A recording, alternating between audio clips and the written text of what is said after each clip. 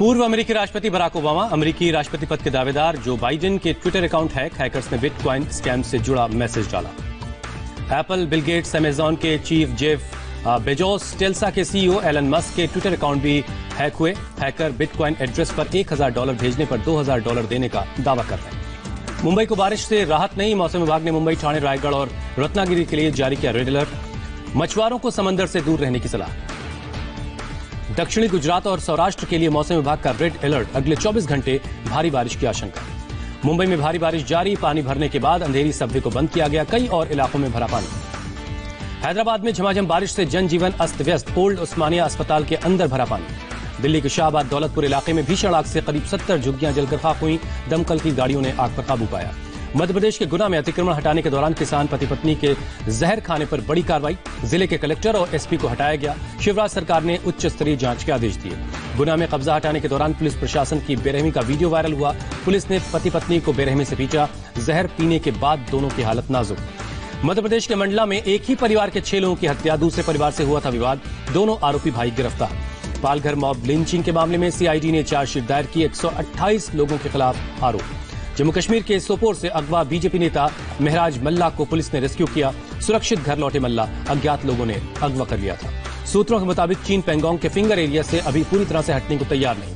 मंगलवार को भारत और चीन के बीच कोर कमांडर स्तर की बातचीत करीब 15 घंटे चली थी। गोगरा, हॉट स्प्रिंग और गलवान घाटी से पूरी तरह हटे चीनी सैनिक। फिंगर 4 के पास अपना ढांचा गिराने को किया शुरू। फिंगर 8 पर फिलहाल कब्जा छोड़ने को तैयार नहीं चीन।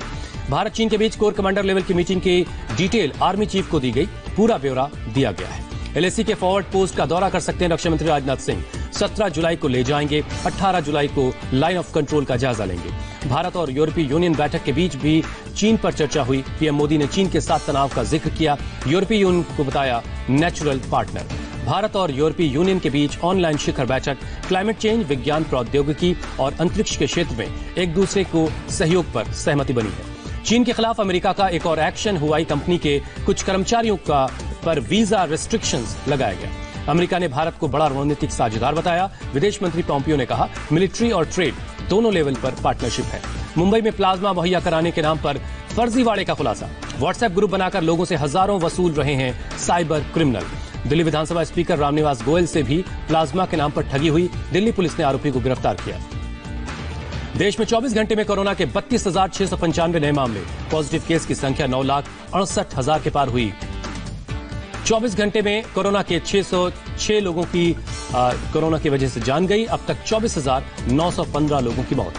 कोरोना की वजह से देश भर में अभी तक 99 डॉक्टर्स की जान जा चुकी है। आईएमए ने जारी किया आंकड़ा। डॉक्टर के लिए रेड अलर्ट जारी किया। दिल्ली में कोरोना के 1647 नए केस रिपोर्ट हुए। 24 घंटे में 41 मौत। मरीजों की कुल तादाद 1,16,000 के पार। दिल्ली में 17,000 से ज्यादा एक्टिव केस हैं। एक्टिव केस की संख्या पिछले 5 हफ्ते में सबसे कम हुई है। केजरीवाल ने कहा जून के मुकाबले दिल्ली बेहतर पोजीशन में है, लेकिन कोरोना के खिलाफ लड़ाई अभी खत्म नहीं हुई है। महाराष्ट्र में एक दिन में कोरोना के 7,975 केस। मरीजों की संख्या 2,75,000 से ज्यादा हुई। महाराष्ट्र में 24 घंटे में 233 मौत। अब तक 10,928 लोग जान गंवा चुके हैं। मुंबई में 24 घंटे में 1,390 लोग पॉजिटिव मिले। 62 लोगों ने दम तोड़ा। अभी तक कुल 96,000 से ज्यादा कोरोना की चपेट में है। अमिताभ बच्चन की सेहत में तेजी से सुधार। ऑक्सीजन लेवल नॉर्मल है। अभिषेक की तबीयत भी पहले से काफी बेहतर है। बच्चन फैमिली में कोरोना के बाद बीएमसी हाई अलर्ट पर है। सभी सितारों से अपने स्टाफ का कोरोना टेस्ट करवाने के लिए कहा गया है। फिल्म एक्ट्रेस रेखा ने 5 दिन बाद भी कोरोना टेस्ट नहीं करवाया। गार्ड की रिपोर्ट पॉजिटिव आने के बाद रेखा का बंगला सील हो चुका है। पीएम केयर्स फंड से बीएमसी को केंद्र सरकार ने 446 वेंटिलेटर भेजे। अस्पतालों में लगाने का काम जारी है। नीता अंबानी ने कहा कोरोना वायरस से लड़ाई में सरकार का पूरा सहयोग कर रहा है रिलायंस फाउंडेशन। बिहार में आज से 31 जुलाई तक लॉकडाउन। नहीं खुलेंगे सरकारी और निजी दफ्तर। बाजार भी बंद रहेंगे। सीएम हाउस के बाद बिहार के राजभवन में कोरोना की एंट्री। गवर्नर हाउस में 20 स्टाफ पॉजिटिव मिले। बिहार में कोरोना ग्राफ 20,000 के पार। एक दिन में 1,320 पॉजिटिव केस मिले। 14 की मौत।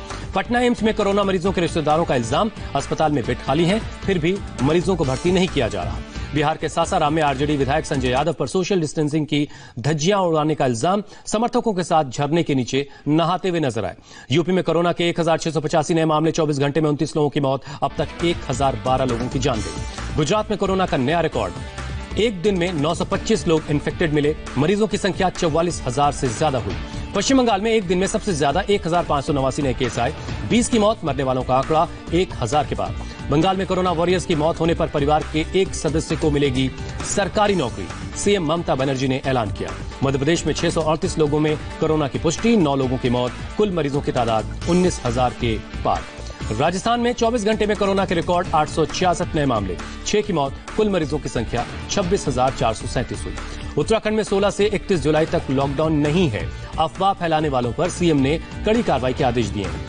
पंजाब के सीएम अमरिंदर सिंह की कोरोना रिपोर्ट नेगेटिव आई, सभी मंत्रियों और सीनियर अधिकारियों से टेस्ट करवाने के लिए कहा गया है। पंजाब में कोरोना मरीजों की तादाद 8,799 हुई, एक दिन में 288 मरीज मिले।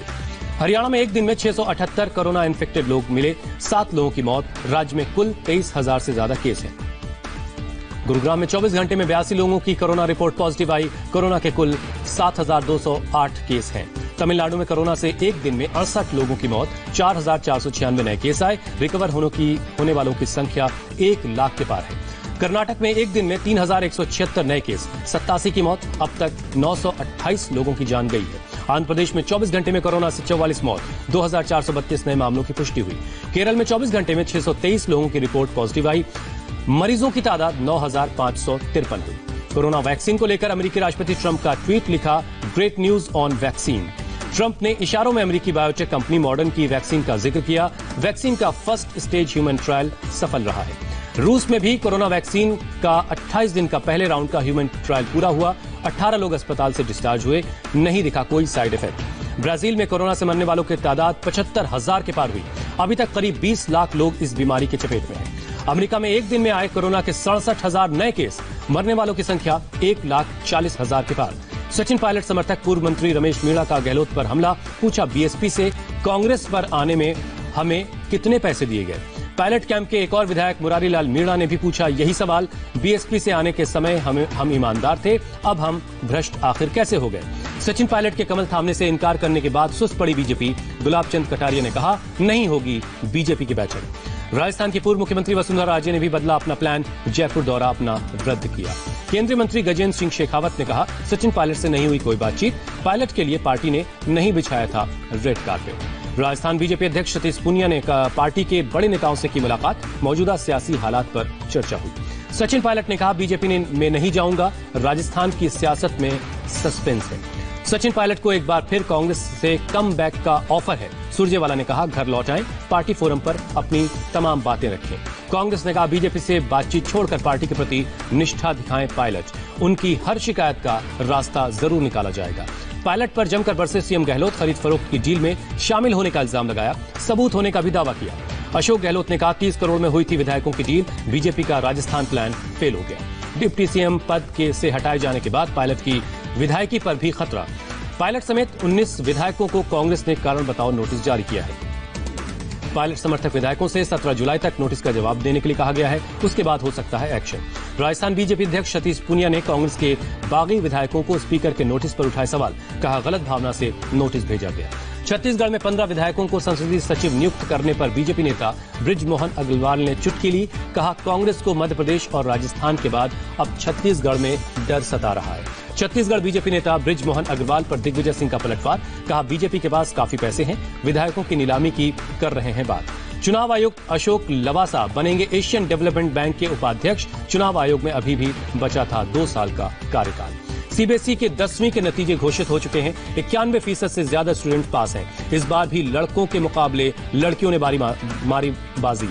कानपुर में विकास दुबे के साथी गुड्डन त्रिवेदी और उसके ड्राइवर की कोर्ट में पेशी, 50,000 की इनामी को महाराष्ट्र एटीएस ने यूपी एटीएस को सौंप दिया है। मेरठ शिव मंदिर सेवादार हत्याकांड में पुलिस का एक्शन, मेरठ के एसएसपी ने भावनपुर थाने के एसओ और एसआई को हटा दिया है। अमेरिका में वॉलमार्ट ने अपने सभी स्टोर्स में मास्क पहनना अनिवार्य कर दिया है। कोरोना के बढ़ते मामले को देखते हुए ग्राहकों और कर्मचारियों को मास्क लगाना जरूरी है।